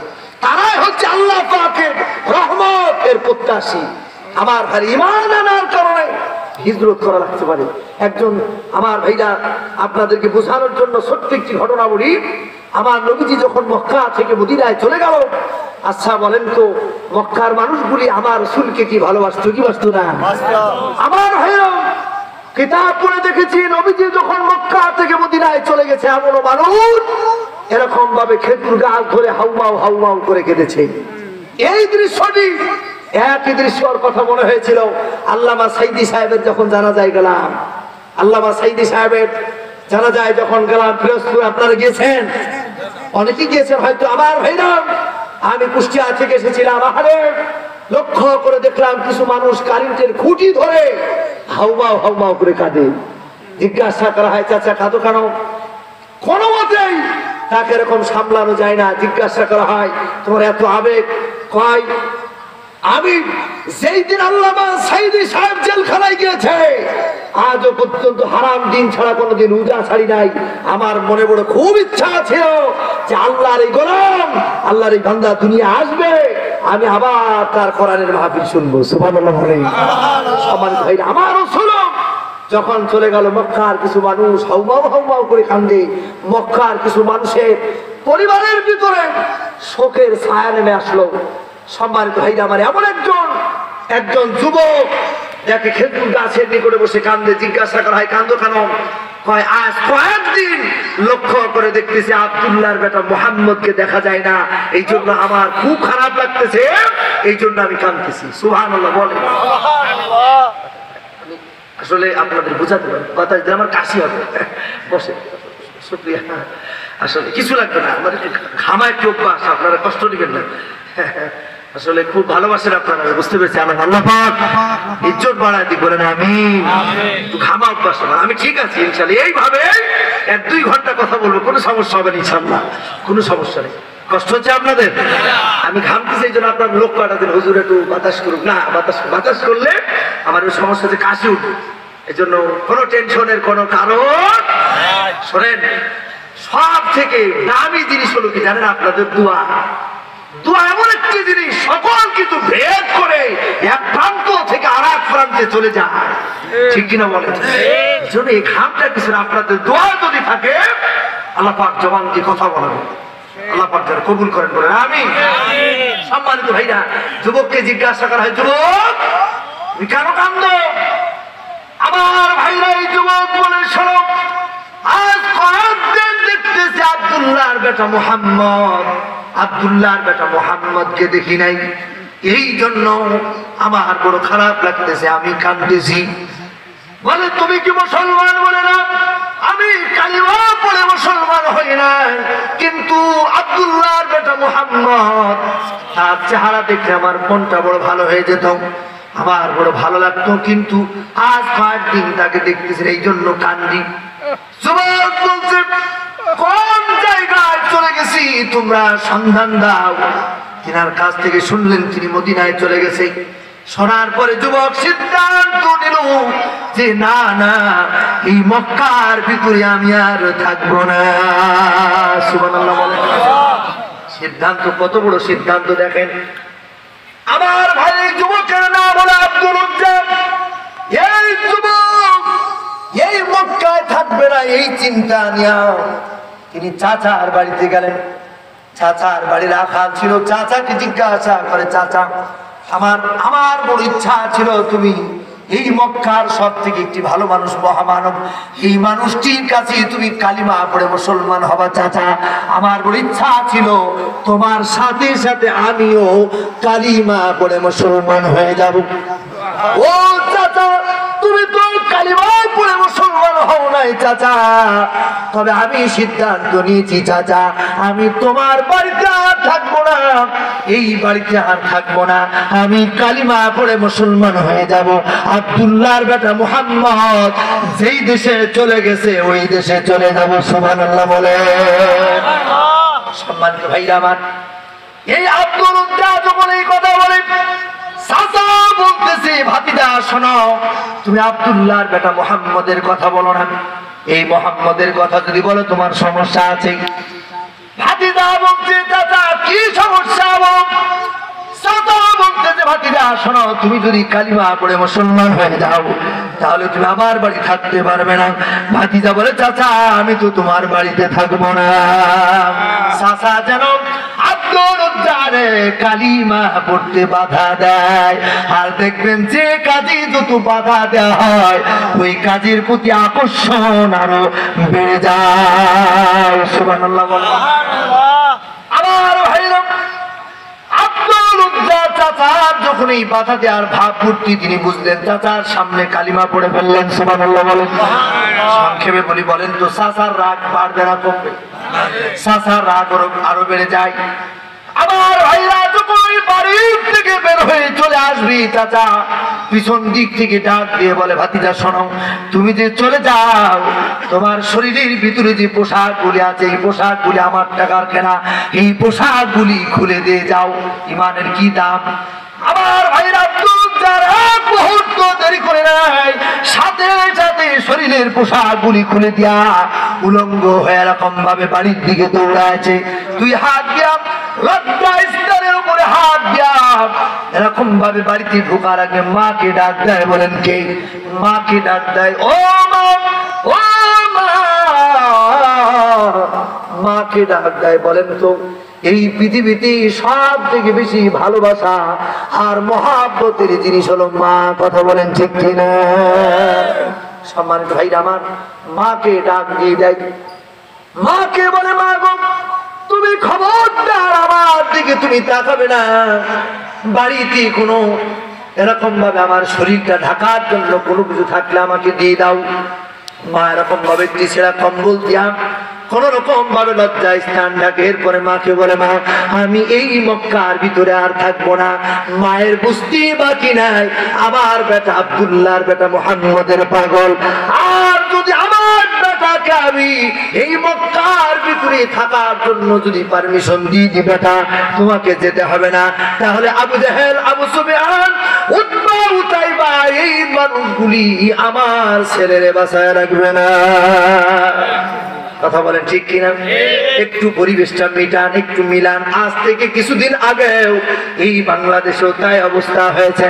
ছেলেটা যদি টাকনার উপরে কাপড় পরে, আমার ভাইরা একটু নামাজ পড়ে, তাহাজ্জুদ পড়ে, এলাকার অনেক নেতা তাকে সন্দেহ করেছে এই ছেলেটা মনে হয় ইসলামী ছাত্র শিবিরের লোক। কথা বলে না কেন? ঠিক কিনা বলে? বলতো না? বলতো। আমার ভাইরা বলে তো, মায়ের মনে দয়া কম না বেশি? মা কি কোন সন্তানকে বিদায় দিতে চায়? চাই না, কিন্তু মা চাচ্ছে আমার সন্তানকে যদি আমি বিদায় না দিই এই কাফেরেরা বাঁচায় রাখবে। এজন্য মা সব ব্যথা এই পৃথিবীতে চিকিৎসা বিজ্ঞানী রবার্ট এম এ রবার্ট, চিকিৎসা বিজ্ঞানী রুশদি, ও যুবকেরা, ও যুবকেরা, আপনাদেরকে বলি, আমি এই কথাটি বলতে যাই বলি, আজকে মোবাইলের ভিতরে তাফসীর শোনা যায়, ঠিক কিনা বলেন? মোবাইলের ভিতরে তাফসীর রাখা যায়। এই মোবাইল একটি বিশ্ববিদ্যালয়। কথা বলেন ঠিক কিনা বলেন? এই মোবাইলের মধ্যে অনেক কিছু রাখা যায়। সম্মানিত ভাইরা আমার, চিকিৎসা বিজ্ঞানের রুশদি অনলাইন এরকম ভাবে সার্চ দেবেন, একটা চিকিৎসা বিজ্ঞানী এরকম রুশদি এবং এম এ রবার্ট, এই দুইজন এরকম ভাবে মা আর বাবার ভালোবাসার সম্পর্কে একটি তথ্য দিয়েছেন। এটা আপনি জানতে পারবেন। এই যে মোবাইলের ভিতরে অনেক কিছু জানা যায়। সুবহানাল্লাহ বলেন। এই জন্য মোবাইলের কোনো দোষ আছে নাকি? কথা বলে না, দোষ আছে? মোবাইল আমাদের ভালো না খারাপ? এই মোবাইল দিয়ে কোরআন শেখা যায়, মোবাইল দিয়ে হাদিস শেখা যায়, এই মোবাইল দিয়ে তাফসীর পড়া যায়। আবার এই মোবাইল দিয়ে অনেক যুবকরা সারা রাত, বাবা মনে করে আমার সন্তান ঘুমায়, কিন্তু কম্বলের ভিতরে কোন বন্ধুর সাথে, কোন বান্ধবীর সাথে চুপিচাপি মেসেঞ্জার এরকম ভাবে হোয়াটসঅ্যাপে কথা বলে। কথা বলে না? আসে না নাই? আপনার কষ্ট হচ্ছে নাকি? আসে না নাই? বাবা মনে করে আমার ছেলে মনে হয় ঘুমাচ্ছে, কিন্তু সকাল 9টা বাজে ঘুম ভাঙে না। ওর ঘুম ভাঙবে কিভাবে? কারণ ও তো সারা রাত মোবাইলে কোন ছেলের সাথে কথা বলেছে, ঠিক কিনা বলেন? এই জন্য সম্মানিত ভাইরা আমার, এই মোবাইলটা যদি আপনি ভালো পথে ব্যবহার করেন, এই মোবাইল দিয়ে অনেক কিছু শেখা যায়, ঠিক কিনা? আমরা ফেসবুকের ভিতরে, এই ফেসবুকের ভিতরে এমন লোককে আপনি ফ্যান বানান। আমি একটা উদাহরণ দিই, যেমন আমাদের মাজলিসুল মুফাসসিরিনের সম্মানিত মহাসচিব নুরুল আমিন ভাই প্রত্যেক দিন তার পেজে একটি করে আয়াতের তাফসীর দেয়। বলেন তো, এই তাফসীরটা তার সালাম, এটা তার দাওয়াতি কাজ। কথা বলেন ঠিক কিনা বলেন? এটি যখন আমরা পড়ি আমাদের খুব ভালো লাগে। আবার অনেক ছেলেবেলা আছে মোবাইলে খালি সেলফি তোলে আর ফেসবুকে ছেড়ে দেয়। কথা বলেন ঠিক কিনা বলে? যুবক, এই মোবাইলটা ভালো পথে ব্যবহার করো, খুশি হবে কে? আল্লাহ পাক। আপনার কষ্ট হচ্ছে নাকি? মোবাইল একটি গান শোনাবো, গান কষ্ট হবে? সমস্যা নেই। আবার অনেকের মানে এলাকার মানুষ গান পছন্দ করে, সঙ্গীত মানে পরিবর্তনমূলক সঙ্গীত অনেকে পছন্দ করে না, এরকম আছে। যদি এরকম হয় সিগন্যাল দেবেন। আমার মিজান বাকি একটি গান শোনায়, বলবো? দেশে মোবাইল আইছে, চিঠি বন্ধ হইয়াছে, দিওয়ানা বানাইছে, পুলা মাইয়ার মনের কথা ভাসে বাতাসে। কথা ঠিক কিনা বলেন? পুলা মাইয়ার মনের কথা ভাসে বাতাসে। ওই দেখো মোবাইল পাইয়া, ওই দেখো পুলা মাইয়ার মন বাদা ফেসবুকে এখন, মোবাইলে সেটিং কইরা কাটাই সারাক্ষণ। ঠিক কিনা বলেন? অথচ 40 বছর বয়স হয়ে গেছে, ইমাম সাহেব জিজ্ঞেস করে জানাজার দোয়া বলো তো, ও পারে না, আছে না নাই? অথচ রাত দিন মোবাইল, অথচ মোবাইলের ভিতরে যদি একটু সার্চ দেয় জানাজার দোয়া, একদিন 2 দিন 3 দিন শুনতে শুনতে দেখবেন মুখস্থ হয়ে যায়। কথা বলেন ঠিক কিনা বলেন? আলহামদুলিল্লাহ আমি দেখেছি আমার অনেক মুসল্লি, আমার জুমার অনেক মুসল্লি এই যে এখন ফলো করে। আমার একজন মুসল্লি, উনি প্রচার সম্পাদক আমার মসজিদের, উনি এরকম ভাবে দেখি ঘুমানোর দোয়া, খাওয়ার দোয়া সব মানে ইউটিউবের অফলাইনে রেখে দিয়ে কয় হুজুর এগুলো আমি সবসময় শুনি, যখনই সুযোগ পাই এগুলা শুনি। শুনতে শুনতে তিনি এগুলা শিখে ফেলেছেন। সুবহানাল্লাহ। মোবাইলের মাধ্যমে শেখা যায় কি যায় না? আবার আমরা দেখতেছি যে এই মোবাইলের মাধ্যমে পেপার পত্রিকা খুললে দেখা যায় 2 সন্তানের জননী কোন একেবারে, যে কয়েকদিন আগে দেখলাম 34 বছরের মহিলা 13 বছরের একটা মানে ছেলে, ওর সাথে বিয়ে। নাউজুবিল্লাহ। কত বছর? 13 বছর। কত বছর? কয়েকদিন আগে 13 বছর, 34 বছরের মহিলা। নাউজুবিল্লাহ। আল্লাহ হেফাজত করুন, বলেন আমিন। এই জন্য আমার ভাইরাম মোবাইলটি ভালো পথে ব্যবহার করবেন, খুশি হবেন কে? আল্লাহ পাক। সম্মানিত ভাইরা আমার, এই জন্য রুশদি বলছে মায়ের পেটের ভিতরে সন্তানের বয়স যখন 4 মাস হয়, কয় মাস? 4 মাস। আমেরিকান চিকিৎসা বিজ্ঞানীরা বলছেন এই 4 মাস বয়স থেকে এই সন্তানটা পৃথিবীতে আসা পর্যন্ত, বলে 1 বার নয় 2 বার নয়, পেটের ভিতরে এই সন্তানটা মায়ের পেটের ভিতরে মাথাটা থাকে তার জরায়ুর দিকে, আর পা 2টা থাকে মায়ের কলিজার দিকে। এই 4 মাস বয়স থেকে এই পৃথিবীতে আসা পর্যন্ত এই সন্তানটা মায়ের কলিজার ভিতরে মিনিমাম 4000 বার লাথি মেরে দেয়। আমার ভাইরা, এই লাথির কারণে সন্তান আর মায়ের ভিতরে এমন ভালোবাসা পয়দা হয়ে যায়, এই ভালোবাসায় কোনো তার লাগে না, কোনো কানেকশন লাগে না। সন্তান যদি থাকে আমেরিকায় অথবা বিদেশে, দেখবেন সন্তান যদি কোনো কারণে যদি একটু কষ্টে থাকি, মা যেন বলতে থাকে আমার বেটাটা মনে হয় ভালো নাই, ফোন দেয়, বলে কি বলে না? আমার ভাইরা, মায়ের কলিজার ভিতরে এরকম ভাবে কানেকশন হয়ে যায়। এই জন্যই তো আল্লামা সাঈদী সাহেব আরেকটা ওয়াজের ভিতরে বলেছেন, বিদেশে যদি সন্তান মারা যায়, পশু পক্ষী না জানে তো আগে জানে মা। সম্মানিত ভাইরা আমার, এই জন্য মা, কোন মা তার সন্তানকে বিদায় দিতে চায় না, কারণ প্রত্যেকটি মা তার কলিজার টুকরা সন্তানকে ভালোবাসে। ওরে মায়ের মতো হয় না আপন, ও মায়ের মতো হয় না আপন, হয় না তাহার তুলনা। হাইরে আমার মা, আমার আদরিনী মা, আমার সোহাগিনী মা। ঠিক কিনা বলেন? মাঝে আমার আধার ঘরের পূর্ণিমার চাঁদ, মা ছাড়া সে ঘর খানাতে লাগে না রে স্বাদ, আমার লাগে না রে স্বাদ। মারহাবা বলেন। আমার ভাইরা, এই আব্দুল উজ্জালকে মা যখন বিদায় দিয়ে দিল, তিনি মায়ের কাছ থেকে বিদায় নেয়া তিনি মদিনায় চলে গেল।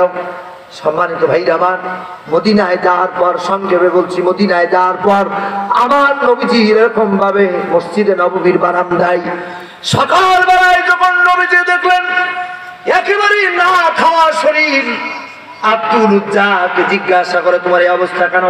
কয় ঈমান আনার কারণে আমার এই অবস্থা। কয় যুবক তোমার নাম কি? বলে আমার নাম আব্দুল উজ্জা। নবীজি বললেন তোমার নাম আজকে থেকে আব্দুল উজ্জা নয়, তোমার নাম হলো আব্দুল্লাহ। সুবহানাল্লাহ বলেন। আব্দুল্লাহ নাম ভালো না খারাপ? জোরে বলেন, ভালো না খারাপ? অনেক মানুষ দেখবেন নাম রাখে আব্দুল্লাহ, নাম রাখলে কয় এই নাম পুরাতন হয়ে গেছে, আছে না? না, অনেকে নাম রাখে ইতি, আছে না? ইতি, জান্নাতুল ফেরদাউস, ইতি জান্নাতুল ফেরদাউস নামে কেউ চেনে না। ইতি মানে শেষ, ইতি মানে ও শেষ নামে চেনে, আছে না? নাই। সুমাইয়া আক্তার সেতু, সুমাইয়া আক্তার নামে কেউ চেনে না, কিন্তু সেতু নামে সবাই চেনে। সেতু মানে ব্রিজ, ও ব্রিজ হয়ে গেছে।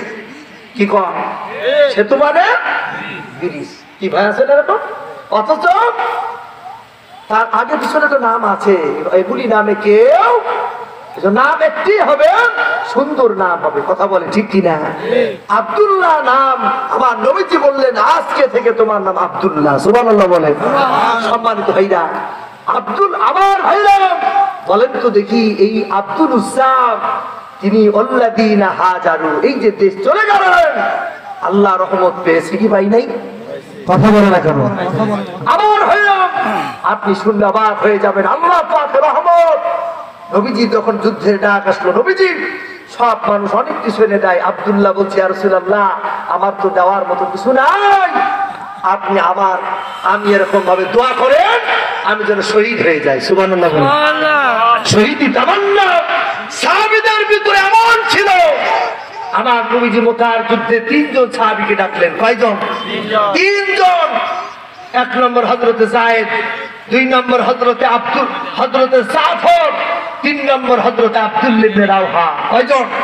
3 জন। হযরতে যায়েদকে ডেকে বলছে, যায়েদ এই মুতার প্রান্তরে তুমি হবে 1 নম্বর সেনাপতি। আচ্ছা বলেন তো, 1 নম্বর সেনাপতির নাম বলার পরে 2 নম্বর নাম বলছেন হযরতে জাফর রাদিয়াল্লাহু তাআলা। আচ্ছা জাফরের যখন নাম বলেছে, যায়েদের কিন্তু বুঝতে বাকি নাই যে আমি যুদ্ধের ময়দানে শহীদ হয়ে যাব, আর আমার পরে নেতৃত্ব দিবে, আমার পরে সেনাপতির দায়িত্ব পালন করবে হযরতে জাফর। যায়েদ কি রাসূলকে বলেছিল, ইয়া রাসূলুল্লাহ আমি যুদ্ধে যাব না? একথা কি বলেছিলাম? বলেন, আমরা এই দৃশ্যটা লক্ষ্য করেছি 5ই আগস্ট। আমরা লক্ষ্য করে দেখেছি অনেক মা তার সন্তানকে খাওয়া মাথার ভিতরে হাত বুলাই দিয়ে মাঠে ময়দানে নামাই দিয়েছে। বাবা যাও, জালেমদের কাছে মাথা নত করা যাবে না। কথা বলেন ঠিক কিনা?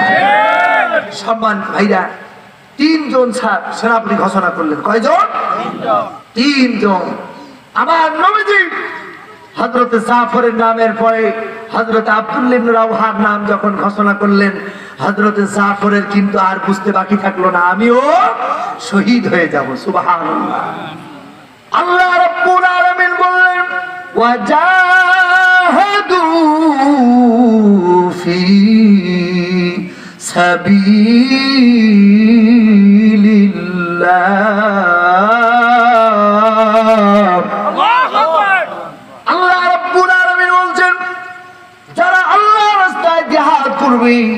তারাও আল্লাহ পাকের রহমতের প্রত্যাশী হবে। সম্মানিত ভাইরা আমার, 3 জন সাহাবী যখন হযরতে যায়েদকে আমার নবীজি বললেন, ও যায়েদ তোমরা যাও, 3 জন সাহাবীকে বললেন যাও, তোমাদের কি যুদ্ধে যেতে হবে, বাড়ি থেকে বিদায় নিয়ে আসো। যখন এই কথা বললেন, হযরতে যায়েদ বলছি, ইয়া রাসূলুল্লাহ আমি কার কাছে বিদায় নিতে যাব? আপনি হলেন আমার বাবা, আর আমার মা আয়েশা সব কথা ঘর থেকে শুনেছে। সুবহানাল্লাহ বলে। হযরতে যায়েদ বলছে, আমি কার কাছে বিদায় নিতে যাব? সব সিদ্ধান্ত আমার হয়ে গেছে। হযরতে জাফর বিদায় নেওয়ার জন্য বাড়ি গেলেন। সুবহানাল্লাহ বলে। বাড়িতে যাওয়ার পর হযরতে জাফর বিবিকে বলে, বিবি আমারে দোয়া করে দাও আমি যেন শহীদ হয়ে যাই। দুনিয়ার ভিতরে সব থেকে সহজ মৃত্যু হলো জিহাদু ফি সাবিলিল্লাহ, আল্লাহর রাস্তায় যারা জীবন দেয়, এটাই হচ্ছে সব থেকে সহজ মৃত্যু। আর শহীদদেরকে আল্লাহ পাক 6টা মর্যাদা দিয়েছেন, তার ভিতরে 1 নম্বর মর্যাদা শহীদদের মরণের কোনো কষ্ট হয় না। সুবহানাল্লাহ বলেন। মরণের কোনো কষ্ট হয় না, মরতে দেরি হয়, জান্নাতে যেতে দেরি হয় না। সুবহানাল্লাহ বলেন। সম্মানিত ভাইরা, হযরতে জাফর বলছে, বিবি তুমি দোয়া করে দাও আমি যেন শহীদ হয়ে যাই। বিবি আল্লাহর দরবারে হাত উঠাইছে। আল্লাহর দরবারে হাত উঠায় বিবি বলে, আল্লাহ তাআলার কাছে বলে, আল্লাহ তুমি আমার স্বামীরে যুদ্ধের ময়দান থেকে গাজী বানায় ফেরায় দিও। বলেন তো, কোন স্বামী কি চায় তার স্ত্রী, কোন স্ত্রী কি চায় তার স্বামী মারা যাক? চায় কি বলেন? চায় না। আমার ভাইরা, হযরতে জাফর এই দোয়া করা দেখে হাতের ভিতরে যে তরবারি ছিল, এই তরবারি উল্টা পাশ দিয়ে বিবির হাতের ভিতরে মৃদু আঘাত দেয়। মৃদু আঘাত দেয়া বলে, হে বিবি শোনো, আমার নবীজি আমার নামটি 2 নম্বরে ঘোষণা করেছেন। আমার পরে একজন সেনাপতি আছে, আমার আগেও একজন সেনাপতি আছে। হ্যাঁ বিবি, তুমি এই দোয়া করো না, এই দোয়া আল্লাহর দরবারে মঞ্জুর হবে না, বরং তুমি দোয়া করে দাও আমি যেন শহীদ হয়ে যাই। সম্মানিত ভাইরা আমার, হযরতে জাফর বিবিকে এই কথা বলার পর বিবির কাছ থেকে বিদায় নেওয়া যখন তিনি এরকম ভাবে ঘোড়ার উপরে চললেন, হযরতে জাফর ঘোড়ার উপরে চলে যখন সন্তান, 2টা সন্তান আর বিবির কাছ থেকে যখন বিদায় নিয়ে আসে, এই 2টা সন্তান পিছন দিক থেকে দৌড় দেয়, বিবিও দৌড় দেয়। হযরতে জাফর একবারও তিনি পিছনের দিকে তাকায় না, কারণ পিছনের দিকে যদি তাকায় সন্তান 2টা যে দৌড়ায়, এই দৃশ্য যদি চোখে পড়ে বড় মায়া হবে। কথা বলেন ঠিক কিনা? একবারও তিনি তাকায় নাই, ঘোড়া নিয়া তিনি নবীজির দরবারের দিকে চলে এসেছে। সুবহানাল্লাহ বলে। 3 নম্বর সাহাবী হযরতে আব্দুল্লাহ ইবনে রাওহা। কি নাম বললাম বলেন? হযরতে আব্দুল্লাহ ইবনে রাওহা। 3 নম্বর সেনাপতি হযরতে আব্দুল্লাহ ইবনে রাওহা, তিনি বাড়িতে গেলেন বিদায় নেওয়ার জন্য। বিদায় নিতে যে সর্বপ্রথম আব্দুল্লাহ ইবনে রাওহা ঘরের ভিতরে বিবিকে কোনো সাড়া না দিয়া হযরতে আব্দুল্লাহ ইবনে রাওহা তিনি ঘরে যে সর্বপ্রথম ঘরের শিকল, কেউ বলেন সিটকিনি, এই ঘরের শিকলটা তিনি লাগা দেয়। সুবহানাল্লাহ বলে। সম্মানিত ভাইরা আমার ভাইরা, যাদের অন্তরের ভিতর আল্লাহর ভয় তৈরি হয়ে যায় তারা কোনো সময় এক পাও পিছনের দিকে তাকায় না। কথা বলেন ঠিক কিনা?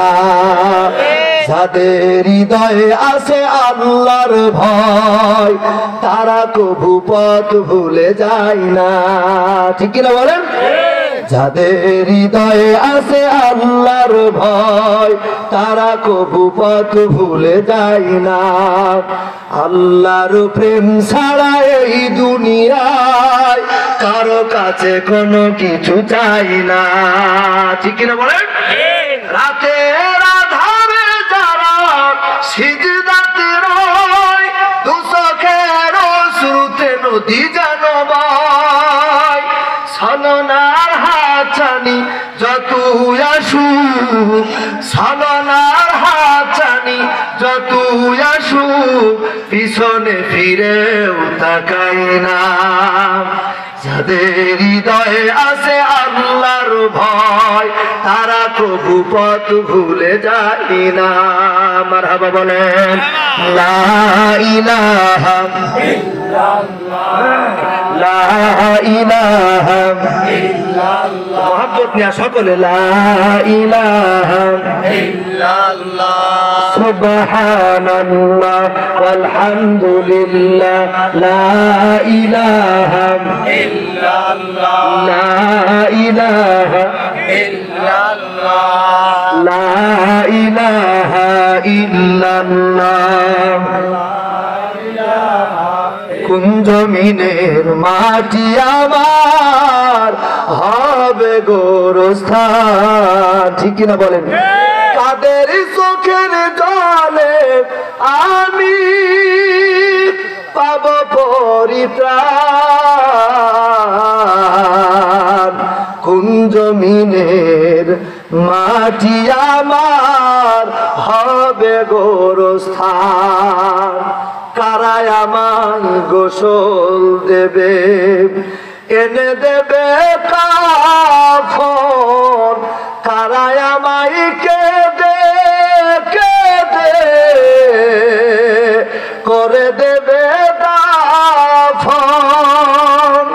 কারায় আমার পাশে বসে শোনাবে কোরআন। কোন জমিনের মাটি আমার হবে গোরস্থান। মারহাবা বলেন। আমরা তো কেউ জানি না, কি বলে ঠিক কিনা বলেন? এই জন্য সম্মানিত ভাইরা আমার, আমাদের হৃদয়ের ভিতরে আল্লাহর ভয় পয়দা করা দরকার আছে না নাই? আমার ভাইরা, হযরতে আব্দুল্লাহ ইবনে রাওহা ঘরে শিকল দিয়া বিবির ডাক দেয়, বিবি আমারে বিদায় দাও, রসুল আমাকে 3 নম্বর সেনাপতি বানাইছে, আমি তোমার হক আদায় করতে পারি নাই। হযরতে আব্দুল্লাহ ইবনে রাওহা বিয়ের পরে একদিনও স্ত্রীর সাথে বাসর রাত কাটাই নাই, এই জন্য তিনি সর্বপ্রথম যে ঘরের শিকল দিয়ে দিয়েছে, কারণ স্ত্রী যেন ঘর থেকে বের হয়ে আমাকে ঘরের ভিতরে নিয়ে যেন আমার সাথে প্রেম নিবেদন না করতে পারে। আমার ভাইরা, এই ছিল ঈমান। যুবকরা, এই জন্য বলি যুবকরা, ইসলাম এমনি এমনি আসে নাই। তোমরা কার পিছনে ছোট, কোন নেতার পিছনে ছোট, যেই নেতা নামাজের সময় হয়ে যায় মসজিদে ঢোকে না, আসে না? না কথা বলে না কেন, আসে না? এমন নেতাকে ছাটা মেরে কোরআন আলা নেতার পিছনে ছোট, কথা বলে ঠিক কিনা বলে? এই পৃথিবীতে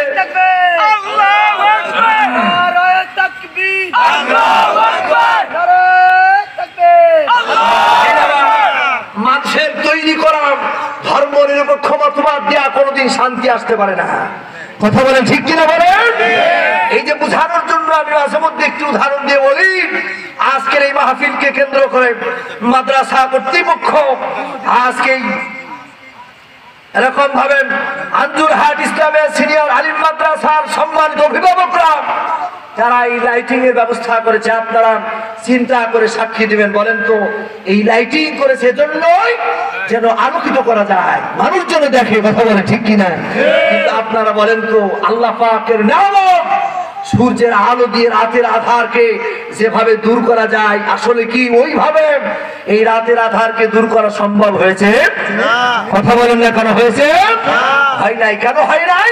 এটা মানুষের তৈরি করা একটি কৃত্রিম আলো, ঠিক কিনা বলেন?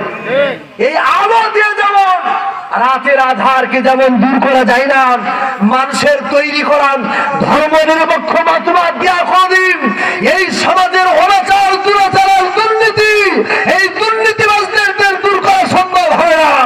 এই দুর্নীতি দূর করতে হলে কোরআন আলা, কোরআনের আইন, কোরআনের পার্লামেন্ট দরকার, কথা বলতে হবে ঠিক কিনা বলে? সম্মানিত ভাইরা, এই জন্য আগামীর পার্লামেন্ট হোক কোরআনের পার্লামেন্ট, যেন আমরা চাই কি চাই না?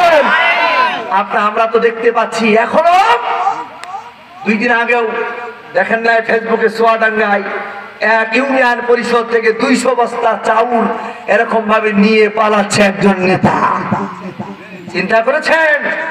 এই জন্য আমার ভাইরা, এক সামসিকার ওই পেতনির বাচ্চা যান ইন্ডিয়ার দালাল বাবুলদের এরকম ভাবে জায়গা নিয়েছে, আর কোন সামসিকার পেতনির বাচ্চা যারা এই বাংলার কোন ডালে বসে যারা এই বাংলাদেশকে নষ্ট না করতে পারে খেয়াল রাখতে হবে, কথা বলে ঠিক কিনা বলে? অনেকে বলবেন হুজুর পেতনির বাচ্চা আর চামচিকা বলেন, কারণ আমি বলি চামচিকা পেতনি বাহাদুর এরা দিনের বেলায় দেখে না, রাতের বেলায় দেখে। আপনারা কথা বলেন না কেন, কথা বলে ঠিক কিনা বলে? আমার কথার সাথে একমত হলে বলতে হবে, এরা রাতের বেলায় দেখে না। আমার ভাইরা, এরা দিনের বেলায় দেখে না, রাতের বেলায় দেখে। এমন নেতা আমরা ইতিপূর্বে দেখেছি এরা দিনের ভোট রাতে করেছে, এমনকি মানুষ মরে যাও শান্তি পাই নাই, মরার পরে ওর ভোট হয়েছে। কথা বলে না কেন যুবকেরা, কথা বলে না কেন? আমার ভাইরা, দাদি ভোট দিতে গেছে ভোট কেন্দ্রে, কে দাদি কয় আমার সিরিয়ালটাতে ভোট দিয়ে আসি, কয় দাদি তোমার ভোটও হয়ে গেছে, দাদার ভোটও হয়ে গেছে।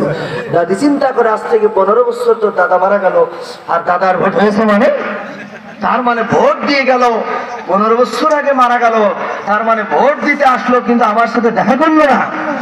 কথা বলছে হয়েছে কি হয় নাই? আমার সাথে দেখা করলো না, আমার ভালোবাসার তাহলে মূল্য দেয় নাই। কি বলে, ছিল কি ছিল না? কষ্ট হচ্ছে আপনাদের, বেজার হচ্ছেন আপনারা, এই দৃশ্য ছিল কি ছিল না? এই জন্য আমাদেরকে সতর্ক হতে হবে, কোরআনের সাথে আমাদের কোনো শত্রুতা নাই। আমরা চাই এই বাংলাদেশে কোরআন দিয়ে পরিচালিত হওয়ার, কথা বলে ঠিক কিনা? সম্মানিত ভাইরা, আমি জানি এই কথা শুনলে বেজার হবে তারা, কোরআনের বিপক্ষে অবস্থান করতেছে যারা, কথা বলে ঠিক কিনা বলেন? আমার ভাইরা, এই জন্য আমাদের চিন্তা চেতনা আমাদের হৃদয়ের ভিতরে গড়তে হবে এই বাংলাদেশটা যেন কোরআন দিয়ে পরিচালিত হয়। আর আমরা দেখতে যাই লাল সবুজের পতাকার সাথে সাথে এই দেশে পতাকা উড়বে কালিমার পতাকা। কারা কারা চাই দুই হাত তুলে আল্লাহকে দেখাই। নারায়ে তাকবীর।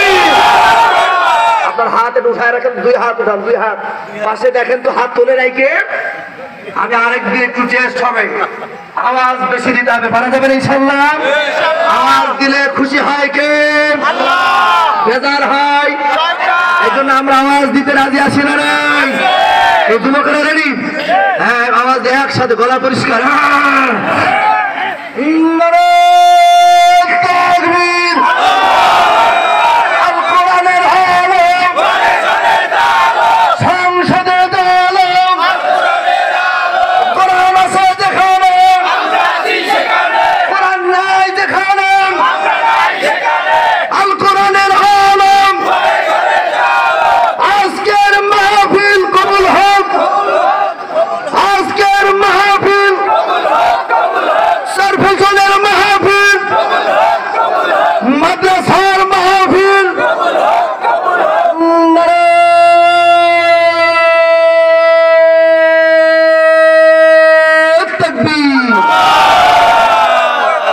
কবুল করে বলেন আমিন।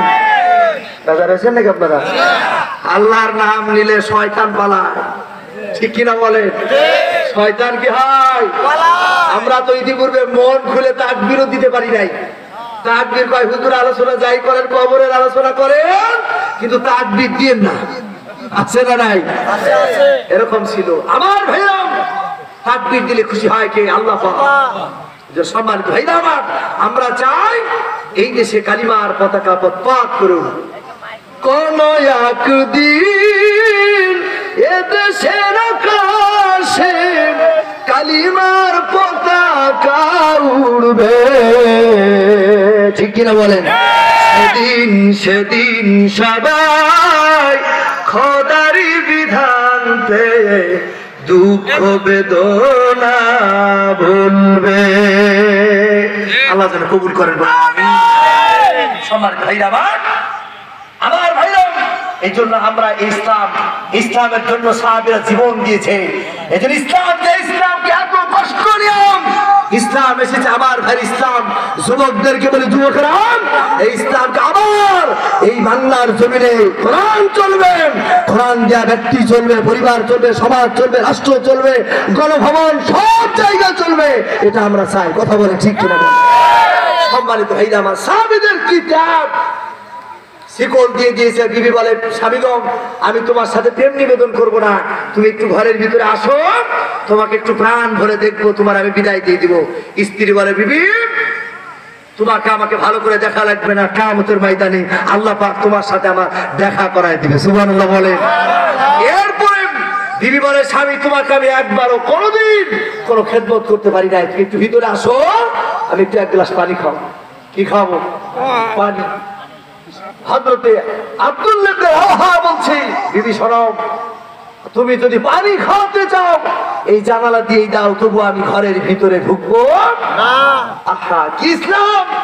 হযরত আব্দুল্লাহ ইবনে রাওহা, তিনজন সাহাবী এই ত্যাগ স্বীকার করে রাসূলের দরবারে এসে যুদ্ধে গিয়েছেন। আমার ভাইরা, বিশাল ঘটনা। হযরতে জাফর রাদিয়াল্লাহু তাআলা যখন ওই মোটার প্রান্তরে যুদ্ধ করেন, কাফেররা এসে জাফরের ডান হাতের ভিতরে কোপ লাগাই দিয়া একেবারে এই হাতটি বগলের চামড়ার সাথে বেঁধে আছে। কিসের সাথে? বগলের চামড়ার সাথে। বাম হাত দিয়ে যুদ্ধ করে, মুখ দিয়া তিনি দাঁত দিয়া ইসলামের পতাকা ধরে আছে। সুবহানাল্লাহ বলে। যুবকেরা ভালো করে শোনো, এই হাতটি যখন যুদ্ধে ডিস্টার্ব হয়, হাতটি যখন ঝাঁকি লাগে, হযরত জাফর হাতটা পায়ের সাথে চেপে ধরে টান দিয়ে ছিঁড়ে ফেলে, কাফেরদের সাথে বাম হাত দিয়ে যুদ্ধ পরিচালনা করে। সুবহানাল্লাহ বলে। হে যুবকরা, আমরা হলাম সেই জাত, এই জন্য আমরা দুনিয়ার কোন কাফের বেঈমানদেরকে ভয় পাই না। কথা বলে ঠিক কিনা বলে? আমরা কোন হিন্দুত্ববাদীদেরকে ভয় পাই না, আমরা ভয় পাই একমাত্র আল্লাহ তাআলাকে। কথা বলে ঠিক কিনা বলে? আমার ভাইরা, আমার ভাইরা, হযরতে জাফর আরেকজন কাফের আরেকটি দল যখন বাম হাতের উপরে এরকম ভাবে কোপ লাগায় দেয়, হযরত জাফর জমিনের ভিতরে লটকায় পড়েছে, কিন্তু মুখ দিয়ে ইসলামের ঝান্ডা পতাকা ছাড়ে নাই। সুবহানাল্লাহ বলেন। পিছন দিক থেকে জাফরের অবস্থা দেখে হযরত আবু উবাইদা তিনি পিছন দিক থেকে কাফেরদেরকে তাড়া করেছে। কাফেররা পালিয়ে গেছে। কাছে যাওয়ার পরে দুইটা হাত কেটে ফেলার কারণে শরীর থেকে এত পরিমাণ রক্ত ঝরেছে, হযরত জাফর রাদিয়াল্লাহু তাআলা শাহাদাতের নজরানা পেশ করেছে। সুবহানাল্লাহ বলেন। আমার ভাইরা, হযরত আবু উবাইদা বলছেন, জাফরের এই দৃশ্য আমি সব দেখলাম। কাছে যাওয়ার পর আমি মনে করলাম হযরতে জাফর মনে হয় বেঁচে আছে, কিন্তু না না, কাছে যাওয়ার পর যখন আমি ওই পতাকাটা যখন হাতি ধরে নিলাম, যখন হাত দিয়া দিলাম, এরকম ভাবে জাফর তার দাঁতটা এরকম ভাবে ছেড়ে দিল। চারিদিকে কোনো মানুষ নাই। খুব কষ্ট করে আমি ওই জাফরকে দাফনের ব্যবস্থা করলাম। হযরত আবু উবাইদা বলছে, আমি যখন জাফরের কবর খনন করতেছিলাম, এই কবর খনন করার সময় আমি লক্ষ্য করে দেখলাম, আমি বালিগুলি যখন সরাই, এই বালিগুলির ভিতর দিয়ে যেন সুঘ্রাণ চলে আসে। সুবহানাল্লাহ বলেন। আমার ভাইরা, এরপরে আমি যখন জাফরকে যখন দাফন করলাম, জাফরকে দাফন করার পর আমি বড় ক্লান্ত হয়ে গেছি, আমার মনটা বড় খারাপ। এই দৃশ্য দেখে দুইটা হাত কাটা এরকম ভাবে এই জাফরের লাশটা দাফন করার পর মানসিক ভাবে আমি বড় অসুস্থ হয়ে গেছি। আমি এরকম ভাবে আমার তাঁবুতে চলে আসলাম। তাঁবুতে আসার পর আমার ওই জাফরের এই দৃশ্যগুলো আমার চোখের সামনে ভেসে যায়। আমার ঘুম আসে না, আমার ঘুম আসে না, কেন জানি ঘুম আসে না। আমি ঘুমানোর চেষ্টা করি, কিন্তু আমার ঘুম আসে না। খুব চেষ্টা করতে করতে এক পর্যায়ে রাতের শেষ ভাগে যখন আমার ঘুম আসলো, ঘুম যখন চলে আসে, স্বপ্নের মধ্যে আমার ওই জাফরের সাথে দেখা হয়ে যায়। সুবহানাল্লাহ জোরে বলা যায় না? মানুষ স্বপ্ন দেখে কি দেখে না? দেখে। আমার ভাইরা, কথার ফাঁকে স্বপ্নের কথা যখন আসলো, একটি কথা না বললেই নয়। আল্লামা সাইদি সাহেব সম্পর্কে একটা স্বপ্নের কথা বলি মনে হলো, তাই বলছি, আপনারা কি বিরক্ত হবেন নাকি? আল্লামা সাইদি সাহেব যখন ওই প্যারেড ময়দানে যখন মাহফিল করতেন, এই চট্টগ্রামে একজন হিন্দু, তার নাম হলো প্রদীপ কুমার দাস। তিনি ফলের দোকানদার, ফলের ব্যবসা করে। তিনি এরকম ভাবে আব্দুল সালাম মিতুল তার লেখা বইয়ের ভিতরে তিনি নিজে সাক্ষাৎকার দিতেছেন, বইটা আমার কাছে আছে। আমার ভাইরা, এই প্রদীপ কুমার দাস তিনি এরকম ভাবে মুসলমান ফলের দোকানদারের পাশে তার দোকান। এই মুসলমান ফলের দোকানদার প্রতিদিন তিনি এরকম ভাবে ক্যাসেট বাজায়, অর্থাৎ আল্লামা সাইদির ওয়াজ বাজায়। সুবহানাল্লাহ বলেন। বলেন তো, সাইদির ওয়াজ এখনো চলে কি চলে না? আল্লামা সাইদি তুমি মরনি, শহীদ হয়েছ তুমি এটাই জানি। কথা বলেন ঠিক কিনা? আল্লামা সাইদি 1000 বছর বেঁচে থাকবে। কথা বলেন ঠিক কিনা?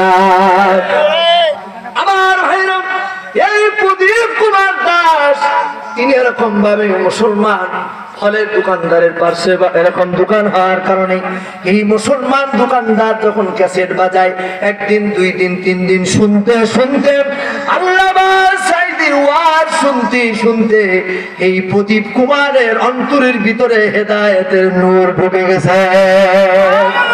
প্রদীপ কুমার দাস বলছেন, এত সুন্দর বাচন ভঙ্গি, এত সুন্দর কথা, যার কথার ভিতরে মানুষটা যদিও পিরোজপুরের মানুষ কথা বলেন, কিন্তু তার কথাটা এত সুন্দর, তার বলার বাচন ভঙ্গি, যে ভাষার ভিতরে সাধু চলিতের মিশ্রণ খুঁজে পাওয়া যায় না। এত সুন্দর ভাবে তিনি কথা বলেন। এনার চিন্তা হলো, এই মানুষটা এত সুন্দরভাবে কথা বলে, এই মানুষটাকে দেখার আমার বড় শখ। তিনি এই চিন্তা ভাবনা করেন, তিনি বলছেন স্বপ্নের ভিতরে আমি একদিন দেখলাম একটি মানুষ, সাদা পোশাক পরিহিত একটি মানুষ আমাকে হাত ধরে এরকম ভাবে ফুল বাগানের ভেতরে ঢোকায় দেয়। এই স্বপ্ন দেখার পরে প্রদীপ কুমার দাসের আগ্রহ আরো বেড়ে যায়। মুসলমান ফলের দোকানদারকে বলে, এ ভাই, যে মানুষটার ওয়াজ শোনো, এই মানুষটাকে দেখার আমার বড় শখ।